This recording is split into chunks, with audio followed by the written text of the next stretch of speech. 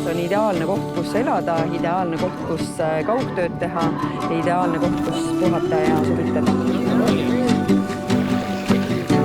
Mulle meeldib Virtsus elada sellepärast, et Virtsu on põhimõtteliselt saar ja mulle väga meeldib saarel elada. Ma olen viimased 4 aastat elanud Tenerife saarel.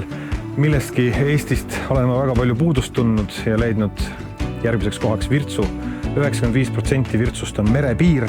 Meil on ainult väike ühendus mandriga läbi 2 tammi ja samas käib Tallinnasse 10 bussi päevas, nii et siin on logistiliselt igatepidi väga hea elada. Põlise tartlasena oli Virtsu aastaid minu jaoks mõttetu sadamaküla ja kui ma avastasin ühel hetkel selle küla võlud, siis nüüdseks olen ma 5 aastat elanud ise Virtsus. No potentsiaali ma näen nii selle elanikkonna mõttes, et me oleme valla suuruselt teine asula ja siin on 500 inimest umbes, kellest kui sa nüüd võtad aktiivsed, siis tõenäoliselt tuleb see kuskil mingi 100 inimest. Ja 100 inimest on võimelised tegema ikkagi müstilisi asju, kui nad kõik koos midagi teevad.